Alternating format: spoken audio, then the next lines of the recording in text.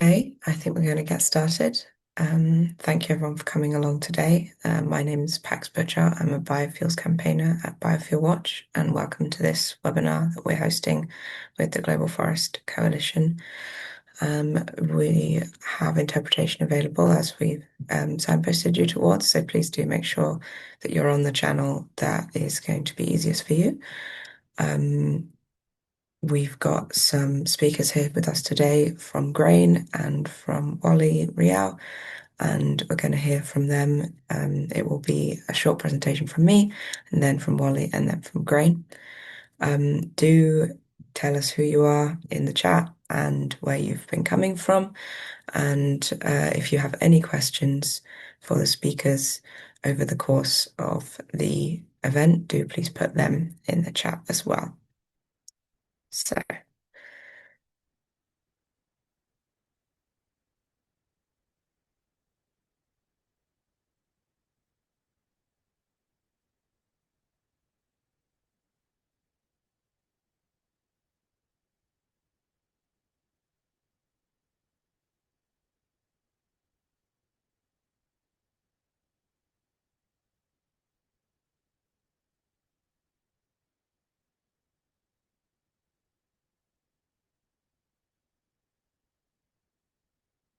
So, welcome to Rough Seas Ahead, the dangers of biofuels in shipping.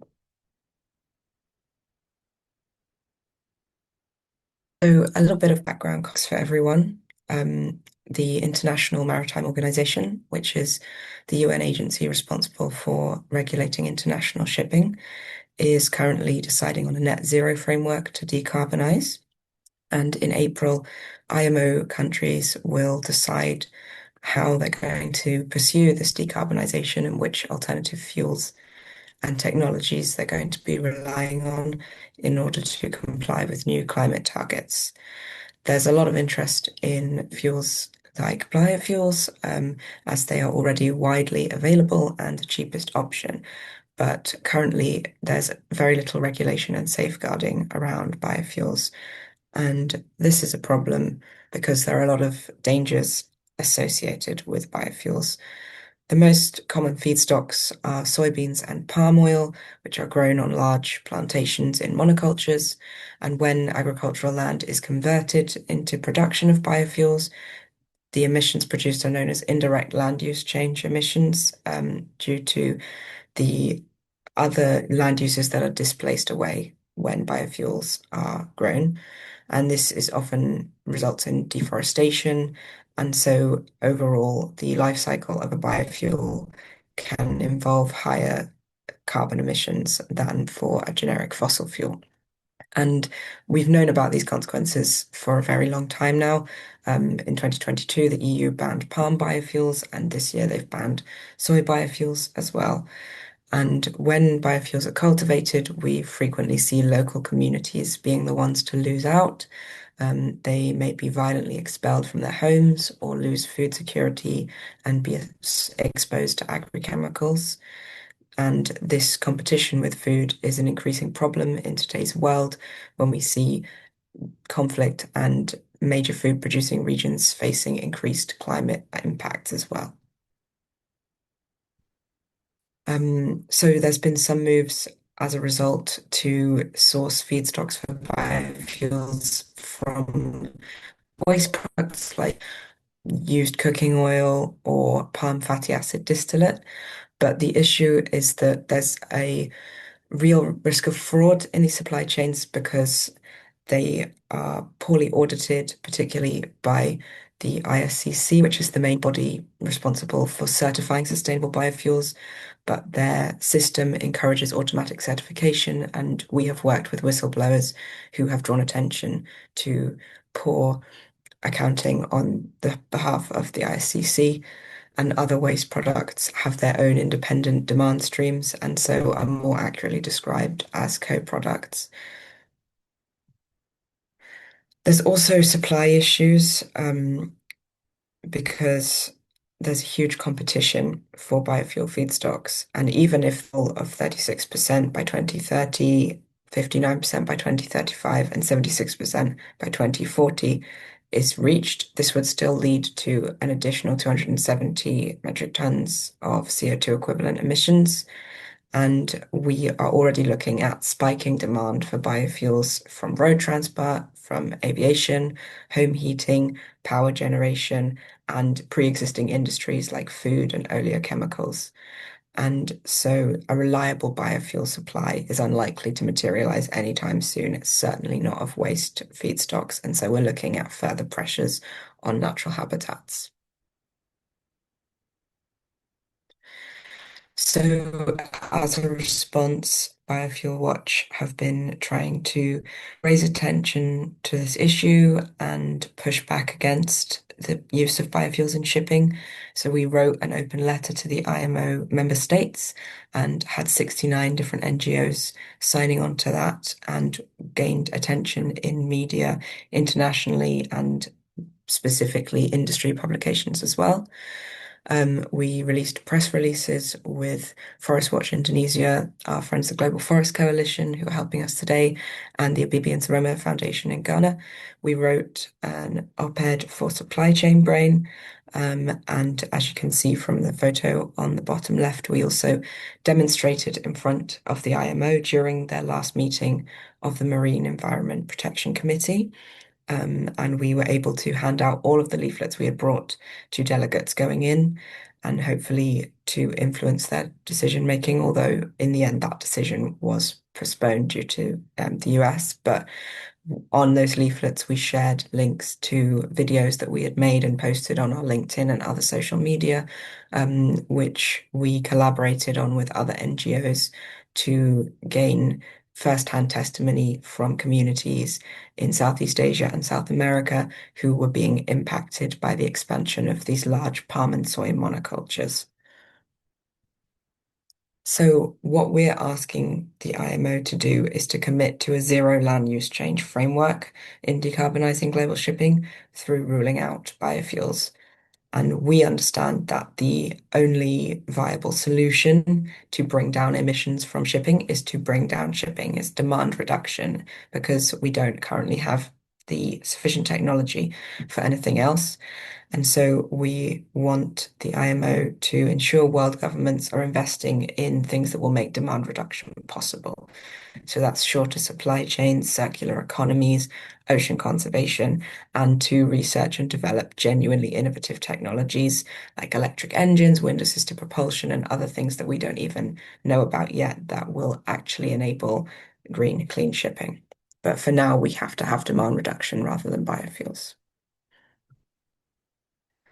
And there's a lot that you can do now. In a moment, I'm going to share a link into the chat for a press release that we are hoping to get signatories for and share when the IMO next meets. And that document also contains template social media posts that you can make during those meetings, drawing attention to the issues with biofuels and encouraging member states to choose a different option. And you can also come along to that demonstration with us and help us to really lobby the IMO to reject biofuels and make a more sustainable choice. And now we're going to hear from our wonderful panelists. So I will stop my screen share and I will hand over to Echo and Umi.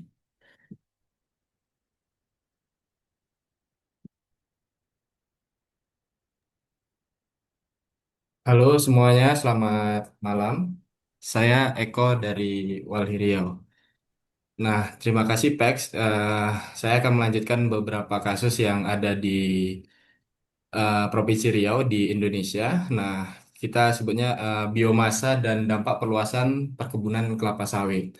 Nah, jadi seperti yang dijelaskan Pex tadi bahwa biomasa ini terkesan hijau, tapi beberapa identifikasi dan beberapa temuan lapangan kami ternyata itu memang tidak seperti yang selalu digaungkan hijaunya. Jadi dia banyak merampas ruang hidup masyarakat dan juga merusak beberapa lingkungan. Nah, oke, bisa next. Eh, Kalau di Indonesia sendiri secara nasional biomasa memang lagi digesa oleh pemerintah melalui mempromosikan bahan bakar nabati berbasis kelapa sawit. Nah, itu melalui program energi terbarukan. Jadi ada program B30 dan B40. Jadi 30% itu dari biodiesel dan 70%-nya itu solar. Nah, selanjutnya juga secara nasional pemerintah juga menggesa biomasa mencampurkan antara batu bara eh, dengan limbah sawit. Nah, itu dalam program co-firing di energi baru terbarukan.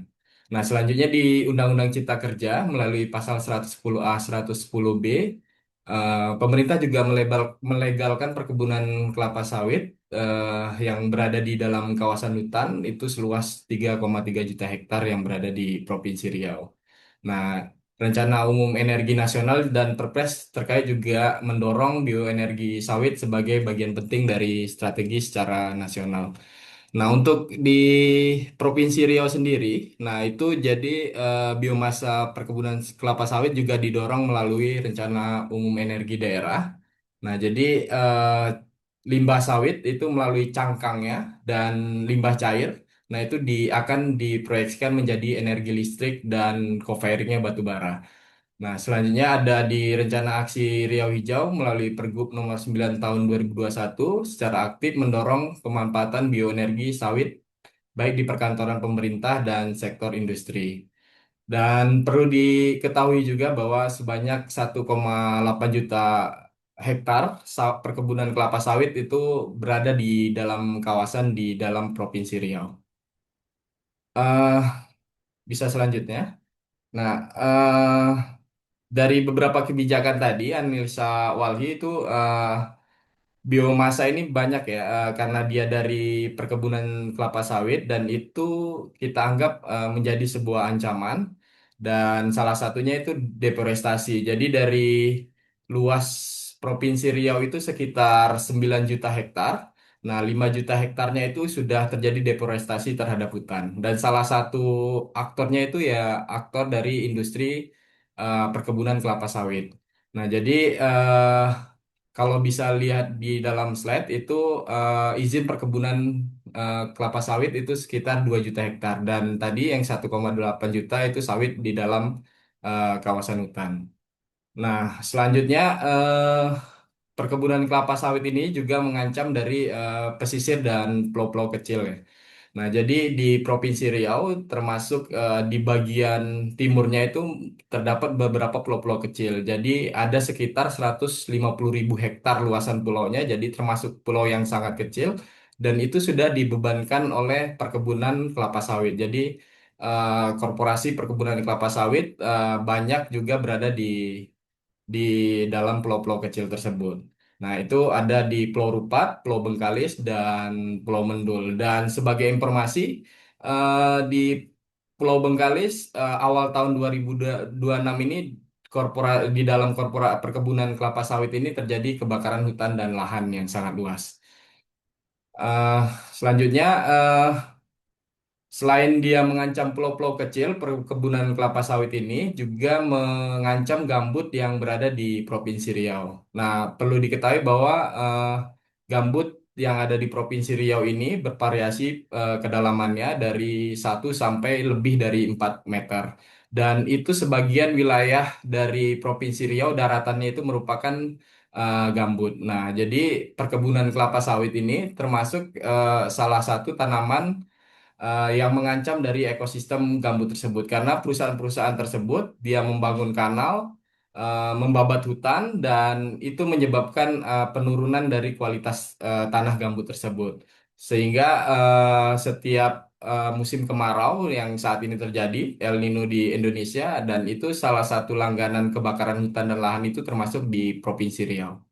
Jadi ada sekitar 108 perusahaan perkebunan kelapa sawit di Provinsi Riau itu berada di dalam kawasan ekosistem gambut. Nah, selanjutnya perkebunan kelapa sawit ini memicu konflik ya, sama seperti halnya yang kemarin kita pernah kirimkan video kepada Biofuel Watch, Biofuel Watch bahwa pengiriman video tersebut terjadi konflik antara petani lokal, masyarakat adat di Bengkalis, dan itu berkonflik dengan perusahaan perkebunan kelapa sawit. Nah, salah satunya Anton Budi Hartono, salah satu petani kelapa sawit tersebut, salah satu petani yang berkonflik dengan perkebunan kelapa sawit tersebut, saat ini juga mendapatkan kriminalisasi. Jadi, Pak Anton ini sekarang sudah didakwa dan dihukum itu 1 tahun 2 bulan, hanya gara-gara dia mempertahankan tanahnya. Jadi, Pak Anton tersebut dikriminalisasi dan itu eh apa ya di saat ini dihukum dan itu berada di dalam penjara. Nah, jadi ini salah satu video yang kemarin kita kirimkan. Jadi beberapa bulan setelah kita kirimkan video tersebut, masyarakat melakukan aksi untuk mempertahankan tanahnya. Dan saat ini mereka dikriminalisasi karena melakukan apa ya, diindikasikan melakukan pemukulan dan itu sekarang sudah dihukum 1 tahun 2 bulan. Itu dengan perusahaan Teguh Karsa Wana Lestari. Selain dengan PT Teguh Karsa Wana Lestari, banyak di Provinsi Riau juga masyarakat adat dan masyarakat lokal itu juga mengalami hal yang serupa, berkonflik dengan perkebunan kelapa sawit yang berada di Provinsi Riau. Nah, selanjutnya ini tadi yang temuan kita 1,8 juta hektar sawit dalam di kawasan hutan di Provinsi Riau. Nah, saat ini memang pemerintah melalui Perpres 5 tahun 2025 melakukan penindakan terhadap sawit dalam kawasan hutan. Namun dalam catatan Walhi, aturan ini banyak menentang aturan yang di atasnya. Jadi tidak disebabkan karena tidak ada aturan yang jelas terkaitan turunan Perpres 5 tahun 2025 karena kita harapkan dari Perpres ini sebenarnya ketika penindakan sawit dalam kawasan hutan, nah itu seharusnya ada pemulihan dan pengembalian wilayah kelolanya masyarakat, baik itu masyarakat adat maupun masyarakat lokal. Namun pada faktanya sampai saat ini Perpres ini belum menunjukkan hal seperti itu. Jadi tidak ada pemulihan dan pengembalian wilayah kelola rakyat. Nah, salah satu contohnya juga terjadi perebutan ruang di Taman Nasional Tesonilo. Nah, yang saat ini juga banyak perkebunan kelapa sawit. Itu sudah ada penindakan, tapi belum ada pemulihan secara lingkungan. Nah, jadi implementasinya itu tidak tidak sesuai yang seperti kita harapkan ketika penindakan sawit dalam kawasan hutan yang seharusnya terjadi pemulihan dan pengembalian wilayah kelola rakyat, tapi sampai saat ini itu belum belum pernah terjadi. Jadi tidak ada pemulihan sawit di dalam kawasan. Oke, selanjutnya. Oke, next nih. Nah, kita juga melihat ya bahwa perkebunan kelapa sawit ini juga karena mengancam sungai-sungai, daerah aliran sungai di Provinsi Riau karena Provinsi Riau ini termasuk provinsi yang dialiri oleh 4 sungai besar dan hasil temuan Walhi Riau itu sendiri sebaran perkebunan kelapa sawit maupun pabrik kelapa sawit itu berada di sekitar aliran Sungai Siak, Kampar, Rokan dan Indragiri. Nah, jadi perkebunan ini juga yang luasnya hampir 8, juta hektar itu berada di Riau sekitar 3,41 juta hektar itu berada di sekitar aliran sungai di Provinsi Riau. Nah, selanjutnya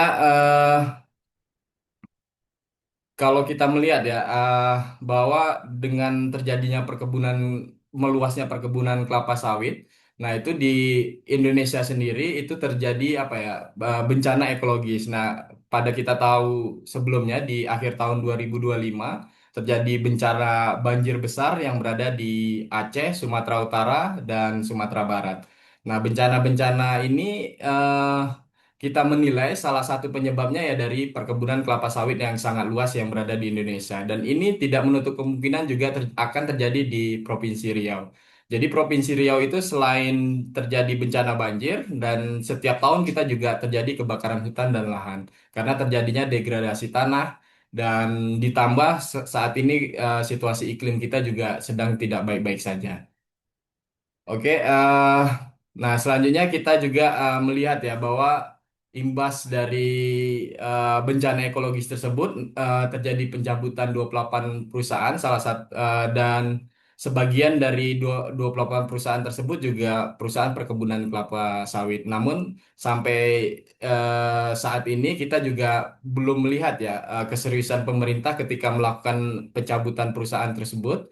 Juga tidak ada gaung sampai saat ini terjadi pemulihan lingkungan maupun pengembalian wilayah kelolanya masyarakat.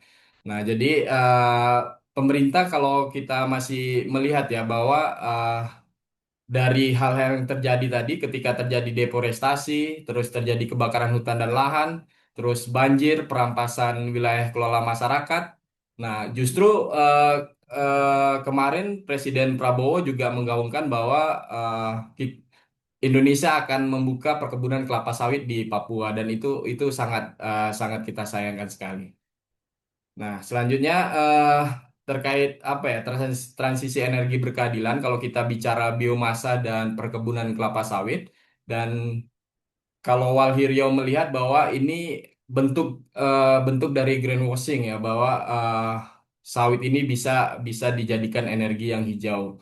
Nah, jadi kalau kita melihat itu hanya greenwashing, jadi dengan adanya program energi dari sawit, justru kita akan melihat akan perluasan perkebunan kelapa sawit karena kebutuhan dari energi tersebut semakin meningkat dan perkebunan sawit akan semakin meluas dan itu akan memicu konflik agraria di Provinsi Riau dan di Indonesia dan juga akan memperparah kerusakan lingkungan yang ada di Indonesia maupun di Provinsi Riau. Dan kita melihat ya kebijakan ini hanya menguntungkan pemain besar termasuk korporasi-korporasi besar atau perusahaan-perusahaan besar dan itu akan mengabaikan haknya masyarakat dan mengabaikan dari daya dukung lingkungan yang berada di sekitar perkebunan kelapa sawit tersebut. Nah, jadi kebijakan biomasa ini kita melihat juga bertentangan terkait target dari pollination yang dikomitmenkan terhadap iklim di nasional di Indonesia. Dan selanjutnya, Walhi menyimpulkan bahwa biomasa ini bukan transisi energi, melainkan akan memperpanjang krisis ekologis yang berkelanjutan di masa yang akan datang. Em, Sebagai penutup, kami menyerukan bersama kepada semua yang ikut dalam webinar ini agar mendesak pemerintah dan lembaga keuangan internasional, Bank Dunia, ADB, EIB, Lembaga Investasi Eropa untuk menghentikan pendanaan perluasan kelapa sawit dan biomasa kelapa sawit di Indonesia. Selanjutnya mendesak perusahaan yang membeli CPO, biomasa, dan produk turunan kelapa sawit dari Riau untuk menerapkan uji tuntas hak asasi manusia dan lingkungan. Selanjutnya, memboikot dan mengkampanyekan solusi energi terbarukan yang benar-benar berkelanjutan, berkeadilan, dan bukan hanya biomasa yang berasal dari konflik dan deforestasi. Selanjutnya, memberikan perlindungan hukum dan dukungan bagi masyarakat, jurnalis, dan pembela lingkungan yang terancam di Riau. Terakhir, membagikan seruan ini kepada semua media dan forum internasional, termasuk Konferensi Iklim, Forum Hak Asasi Manusia PBB, dan Uni Eropa.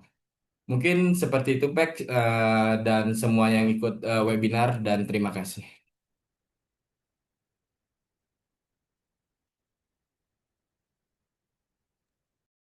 Thank you so much, Echo, for that wonderful presentation.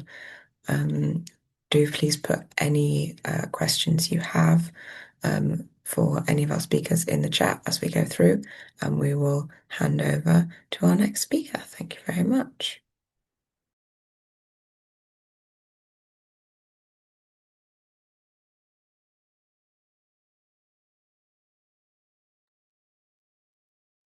Y creo que voy yo, ¿verdad? Perfecto. Súper. Gracias, buenos días. Bueno, buenos días desde América Latina. Buenas tardes, buenas noches para quienes están en otras regiones. Am, ¿Se puede ver mi pantalla ahora? Sí, perfecto. Bueno, voy a hablar sobre lo que pasa con la expansión de palma de aceite en América Latina y cómo se está expandiendo rápidamente por algunos de nuestros países, sobre todo para alimentar esta necesidad grande de agrocombustibles que están teniendo varios países y varias corporaciones del norte, ¿no? Entonces, en función de eso, voy a comentarles el caso de algunos de los países de América Latina. Primero, bueno, soy Javier León, soy miembro del equipo de GREIN en América Latina.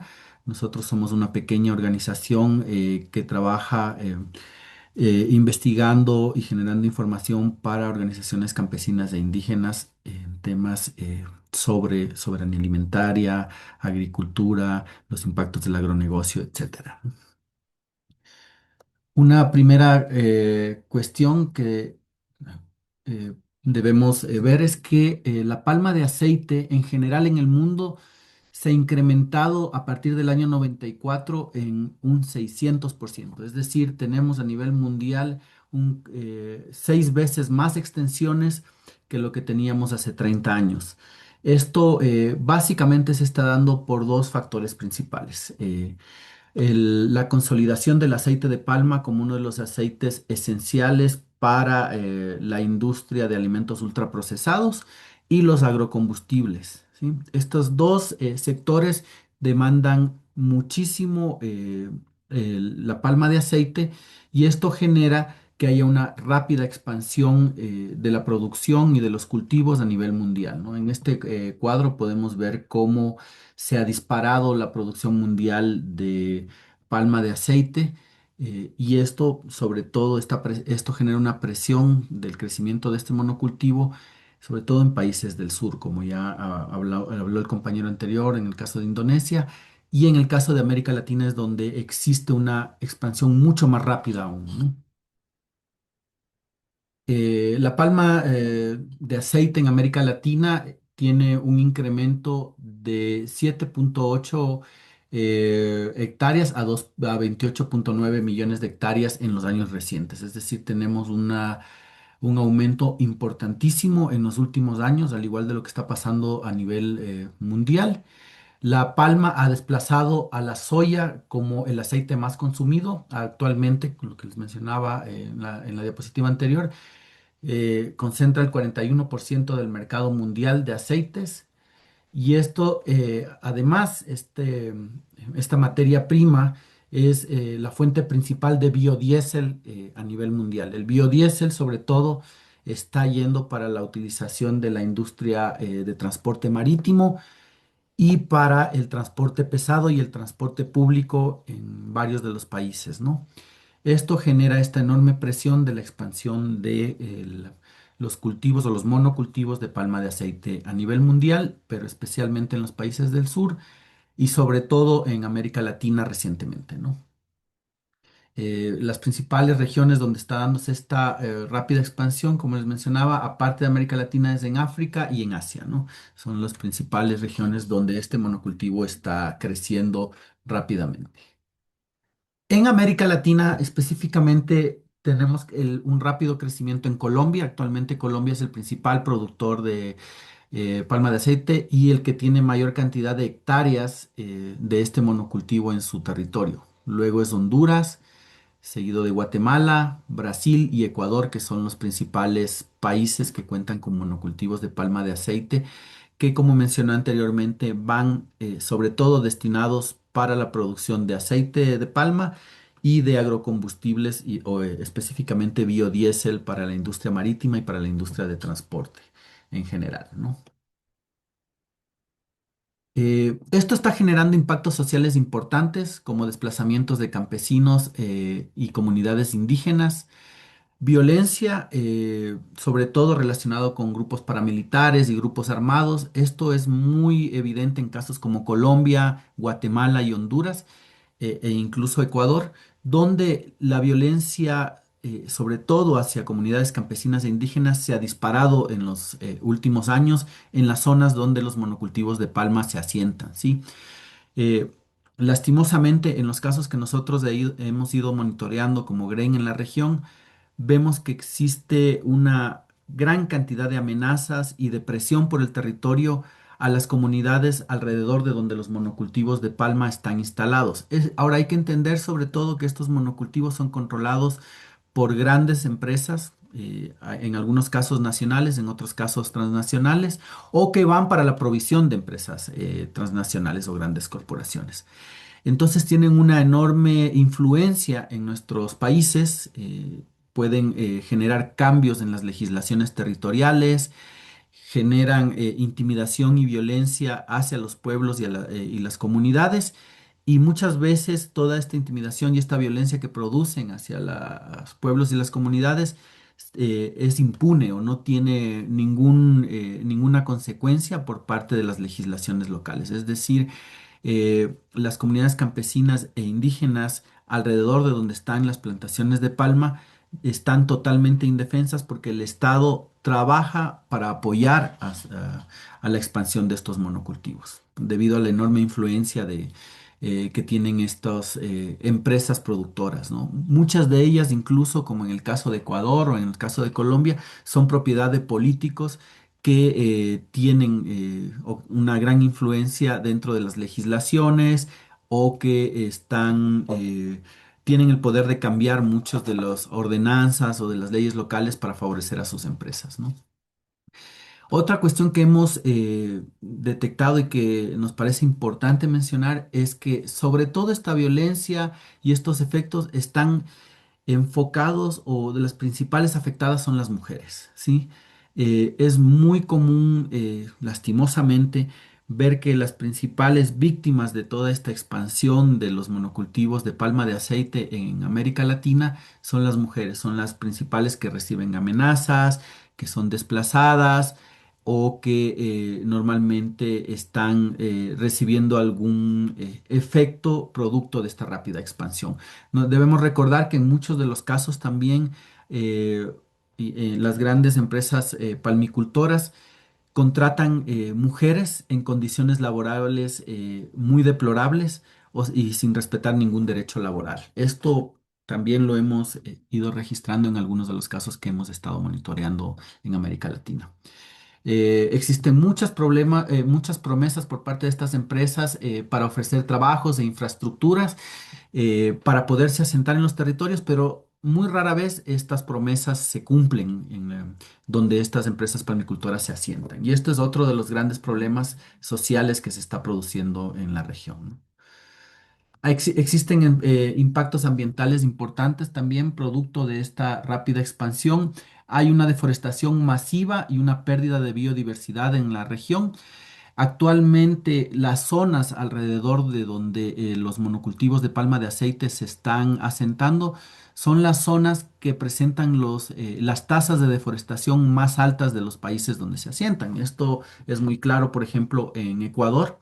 En Ecuador, las plantaciones de palma de aceite están en el norte del país, en la provincia de Esmeraldas, y actualmente la provincia de Esmeraldas tiene una de las tasas de deforestación más altas de América Latina y una de las más altas del mundo.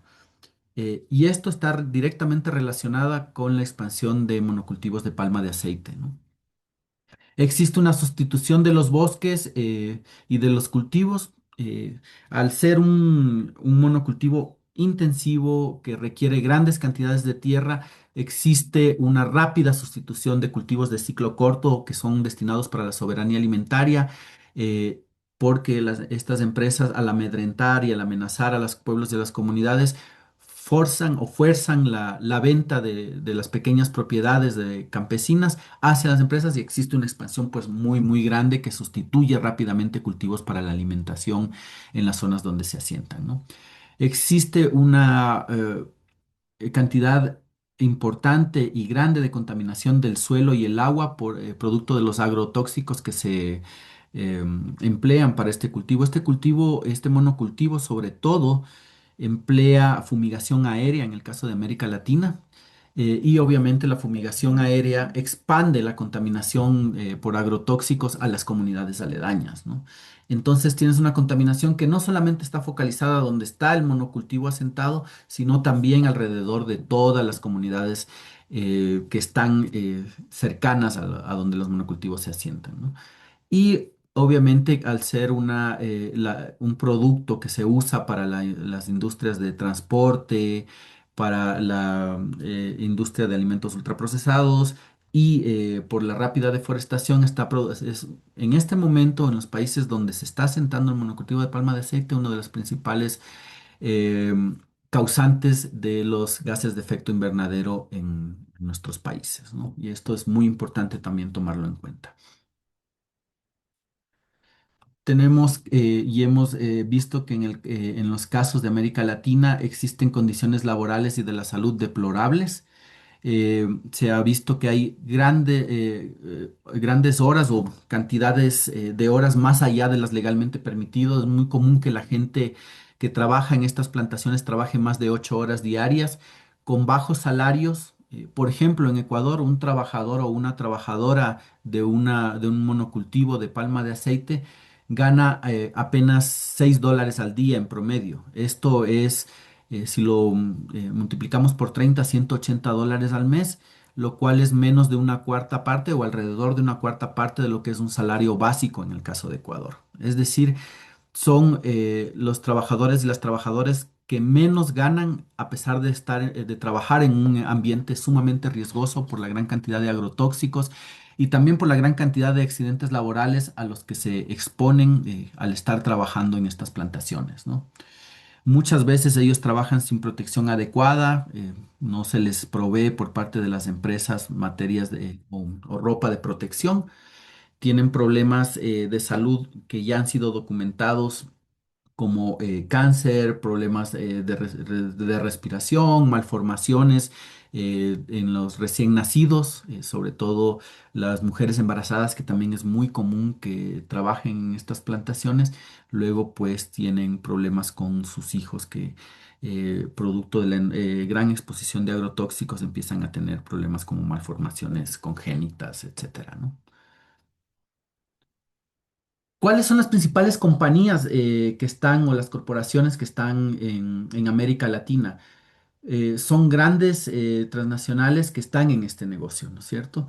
Al igual que en los casos de Asia y África, estas grandes compañías están controlando muchísimo el negocio de palma de aceite, por ende, tienen un control total de la cadena, controlan los precios, pueden generar estas estrategias de pago de salarios bajos a sus trabajadores, protegerse de implicaciones legales porque tienen una gran influencia en los gobiernos, etcétera, ¿no? En el caso de Colombia, por ejemplo, estas plantaciones son sobre todo controladas por empresas como Cargill, Dreyfus, Fede Palma, Palmas Extractores, etcétera. En Honduras podemos ver que son grupos nacionales, sobre todo los que controlan propiedad de grandes familias terratenientes del país.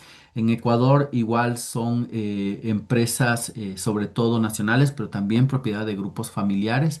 En Brasil son grandes empresas como BBF, Agropalma.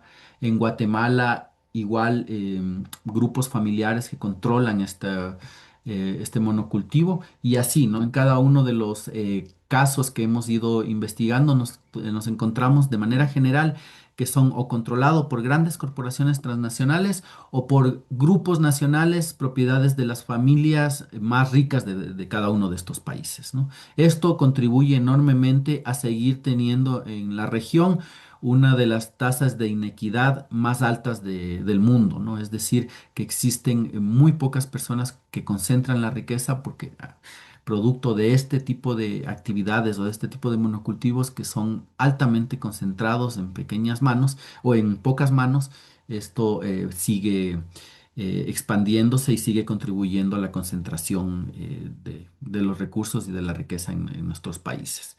¿Quiénes son sus principales fuentes de financiamiento? ¿Cómo estos monocultivos se siguen expandiendo en la región? Hemos encontrado que sobre todo se están financiando por la banca pública de desarrollo y también por los bancos, grandes bancos privados. Un ejemplo de eso es que uno de los principales financistas en América Latina para la expansión de los monocultivos de palma de aceite son el Banco Interamericano de Desarrollo. Esto es obviamente parte del sistema de banca pública de desarrollo de la región. Otro de los bancos privados que está financiando esta expansión es HCBC y el Rabobank de Países Bajos, ¿no? Los consumidores finales de esta materia o del producto del aceite de palma son sobre todo grandes transnacionales como Nestlé, Unilever, Pepsi, Shell, que lo usa para agrocombustibles, es uno de los principales distribuidores de agrocombustibles en Europa, por ejemplo, Shell, que aparte del negocio de la energía producida por petróleo, ahora también tiene una línea de negocio de la distribución y la producción de biodiesel, sobre todo en el mercado europeo. L'Oreal y las compañías navieras, como había mencionado anteriormente, son los principales consumidores del aceite de palma y sus derivados a nivel mundial, ¿no? Sobre todo el aceite de palma que está saliendo de América Latina, pero esto se repite también en las otras regiones, ¿no? En Asia y en África también se sigue patrones similares. Bueno, muchas de estos monocultivos se escudan en certificaciones como la certificación RCPO, que básicamente desde nuestra perspectiva es un greenwashing o un lavado verde. Las empresas dicen, no, si nosotros no estamos generando efectos ambientales ni efectos sociales donde nos estamos asentando, tenemos esta certificación. Pero muchas veces, incluso empresas que tienen esta certificación, siguen cometiendo violaciones a los derechos laborales, siguen contaminando los territorios, porque no realmente esta certificación, por ejemplo, en los casos que hemos analizado, tampoco garantiza que realmente están generando una explotación sustentable, por decirlo sostenible, de alguna manera. Además, es un monocultivo, es imposible generar una producción sostenible en un monocultivo. ¿Cuáles son las principales conclusiones a las que hemos llegado? Que el aceite de palma en América Latina está íntimamente ligado a la violencia, al desplazamiento y a la degradación ambiental en la región, sobre todo de comunidades campesinas e indígenas rurales, ¿no? Los beneficios económicos están concentrados en grandes corporaciones, grupos familiares, y van directamente a donde estas empresas o estos grupos familiares están asentados. Es decir, las ganancias no se quedan en los mismos territorios, ¿no? eh, las comunidades de alrededor donde estos monocultivos están presentes están perdiendo rápidamente su tierra, tienen problemas de salud y tienen una pérdida de su soberanía alimentaria debido al incremento de este modelo de producción de monocultivos, ¿no? Eso, muchas gracias. Si ustedes quieren mayor información sobre esto, nosotros hemos producido mucha información sobre el caso del aceite de palma y sobre agrocombustibles que pueden consultar en nuestra página web en grain.org. Y en este link específico que les estoy dejando en la presentación, pueden consultar el informe completo sobre la expansión en América Latina de aceite de palma y cómo está estructurado y los efectos que esto tiene en las comunidades campesinas en la región. Muchas gracias.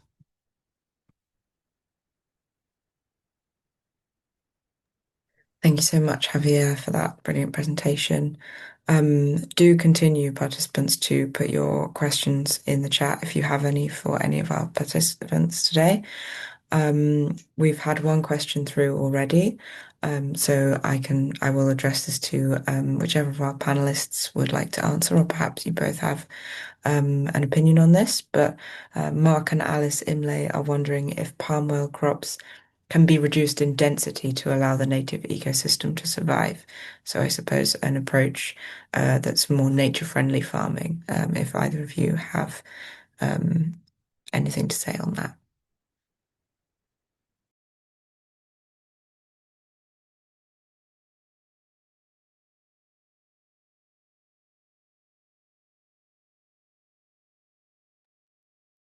Tal vez puedo yo mencionar algo.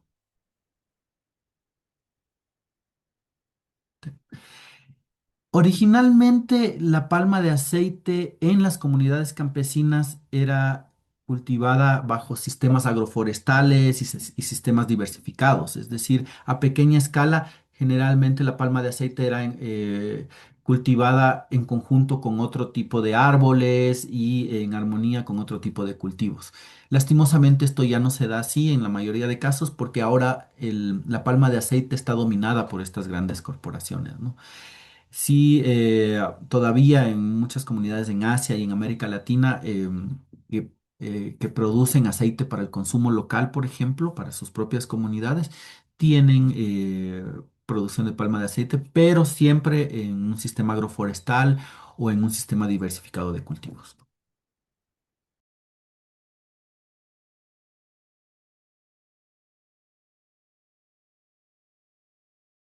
Thank you so much, Javier. Echo, would you like to come in on that at all?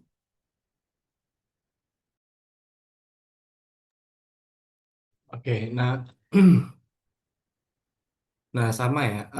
Di Indonesia juga, terkhusus di Provinsi Riau, bahwa eh, sawit juga sebenarnya banyak dikuasai oleh korporasi-korporasi besar. Jadi ada sekitar 4 juta hektar sawit yang ada di Riau, sekitar 3 juta hektar lebih itu dikuasai oleh korporasi. Nah, jadi kalau Walhi Riau memandang biasanya petani-petani kelapa sawit yang di bawah 2 hektar itu merupakan petani yang sangat kecil dan memang harus kita selamatkan sumber kehidupannya. Tapi di Riau sendiri justru dikuasai oleh korporasi-korporasi besar tersebut. Jadi banyak kerusakan lingkungan, terus konflik di tengah masyarakat dan eh, kerusakan gambut dan itu menjadi penyebab kebakaran hutan dan banjir itu justru dari perkebunan kelapa sawit yang sangat besar dari korporasi. Karena sawit ini sebenarnya bukan tanaman asli dari eh, Indonesia sendiri ya, khususnya di Provinsi Riau karena di Riau sendiri masyarakat adatnya, masyarakat lokalnya sebenarnya dari dulu kita banyak menanam tanaman-tanaman hutan yang itu juga sebenarnya bisa menjadi alternatif dari sumber kehidupan masyarakat adat dan masyarakat lokal di Riau sendiri. Nah, tapi selama ini banyak kebijakan, terus bagaimana pasar menguasai. Nah, itu pada akhirnya sawit ini menjadi menjadi komoditas yang dianggap sepertinya penting. Padahal kalau kalau kita punya alternatif tanaman agroforestry dan itu menjadi sebenarnya tanaman lokal asli dan itu bisa meningkatkan sumber kehidupan masyarakat dan juga menyelamatkan lingkungan di Riau. Seperti itu, mungkin Pex. Terima kasih. Thank you so much.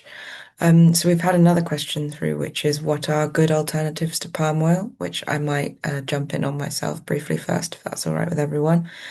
Because particularly in terms of biofuels, we don't see many good alternatives in shipping, particularly, and that's why in our presentation we call for demand reduction, particularly because at the moment, technologically, we just don't have the low carbon fuels to enable us to continue shipping on the rate that we are currently at. So in that respect, it's not really about which feedstock you use because almost all feedstocks for biofuels will have their own environmental and social problems. Um, and in terms of food and oleochemicals, there are a variety of alternatives, but that's slightly outside of our scope here. I did also want to ask both of our speakers a question myself, which was how can people support your work and advocacy who have come to the webinar today? And whichever of you would like to come in first.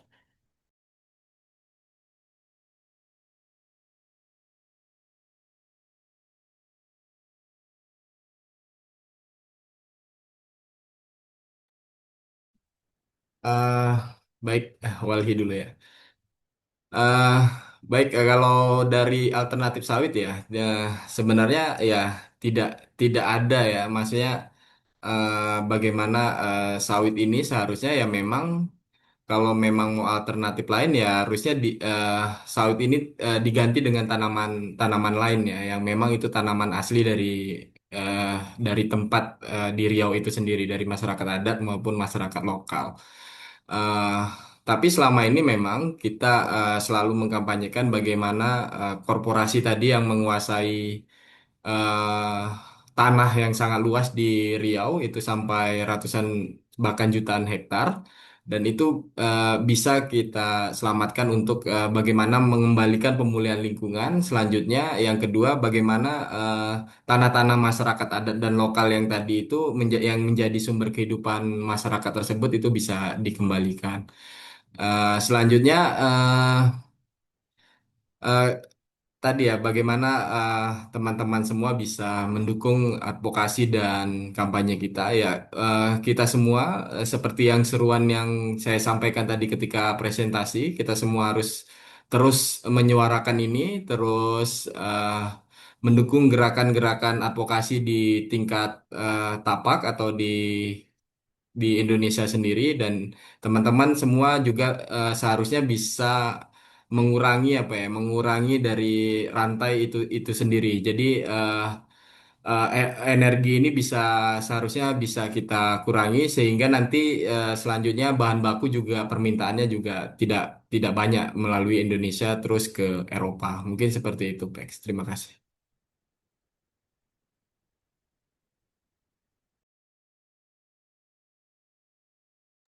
Tal vez yo podría agregar también mm, que sí, lastimosamente uno de los problemas que tenemos es que la forma en cómo está estructurado o cómo ha ido cambiando las cadenas agroalimentarias para hacer de este producto, como el aceite de palma y el biodiesel, uno de los más demandados a nivel mundial, es la que hay que cambiar.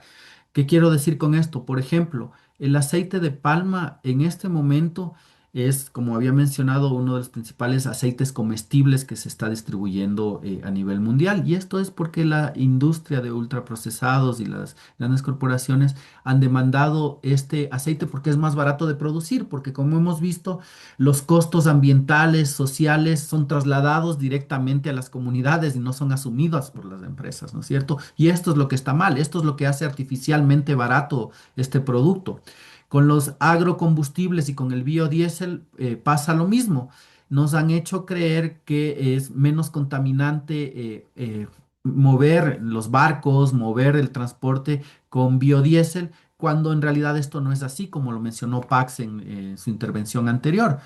Y esto precisamente es lo que hay que cambiar, desmitificar que el aceite de palma es un aceite que realmente no tiene costos ocultos, porque sí tiene costos ocultos, tiene costos sociales, ambientales, ocultos que hacen que estos no sean asumidos por las personas y por la ciudadanía en general. Y creo que esto precisamente es lo que hay que cambiar, que la gente realmente conozca los efectos que están detrás de la rápida expansión de estos monocultivos en nuestros países.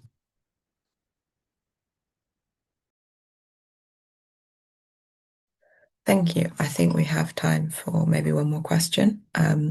So I was wondering if from your work in your own regions and from your work with other organizations and from being here today, if there are cross-regional commonalities that stand out to you that are affecting communities across the world with these big biofuel and other palm and soy plants.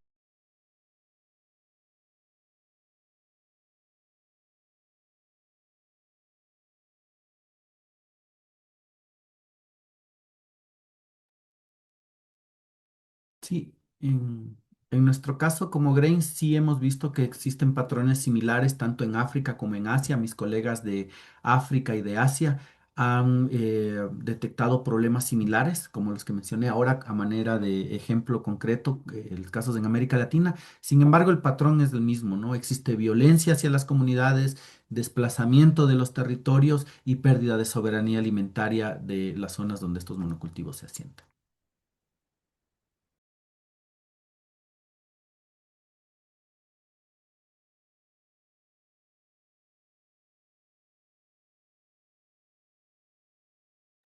Ya, ya, kalau dampaknya ya hampir sama seperti yang dijelaskan Xavier dari Grain tadi ya, bahwa ada perampasan ruang hidup, terus sebenarnya tadi kerusakan lingkungan juga kita jadi apa ya, dampak yang kita rasakan bersama ketika hutan kita yang itu sangat beragam itu digantikan oleh tanaman monokultur perkebunan sawit. Dan selanjutnya mungkin tadi saya juga mendengar dari Xavier bahwa ya perkebunan sawit ini terlihat menguntungkan ya bagi korporasi, tapi sebenarnya tidak bagi buruh-buruh yang bekerja di perkebunan kelapa sawit tersebut, karena dengan upah yang murah atau apa terus kehidupannya juga tidak bisa dijamin oleh perusahaan perkebunan kelapa sawit. Nah, itu sepertinya hal itu juga terjadi di Riau, khususnya di Indonesia. Dan Juga tadi kita melihat bagaimana dampak terhadap perkebunan kelapa sawit ini juga terjadi apa ya, kriminalisasi atau serangan terhadap petani-petani kecil ketika itu mempertahankan tanahnya dan itu bisa berujung pada tindakan hukum atau bisa dapat itu justru juga bisa dapat dampak seperti serangan terhadap fisik atau kekerasan terhadap petani yang ketika mempertahankan tanahnya dari perusahaan perkebunan kelapa sawit. Selanjutnya ini mungkin nanti akan berdampak terhadap terjadinya kemiskinan terhadap masyarakat yang berada di sekitar perkebunan kelapa sawit yang dibangun oleh korporasi. Mungkin seperti itu, Pex. Terima kasih.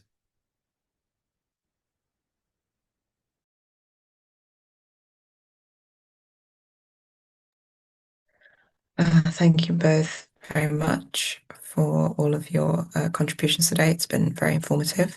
I want to remind all our participants that you can access our press release in the chat. And if you're part of an organization, you can push your organization to sign on to that. You can also come down to London with us on the 20th and join us outside the IMO. And you can call on your national delegation to reject biofuels at these upcoming negotiations. And on the same document as the press release, you will find social media post templates to make that call to your government, and that should be in the chat. So it just remains for me to thank everyone who's been here today. Thank you so much to our presenters, Javier and Echo. Thank you to Umi and Yana for your tech support. Thank you to our wonderful interpreters, even Megan and Inga. And thank you everyone who has come along. I hope that you have learned a lot today, and I hope that you will carry this forward and join us in pushing for a more sustainable path forward for decarbonising shipping. Thank you so much.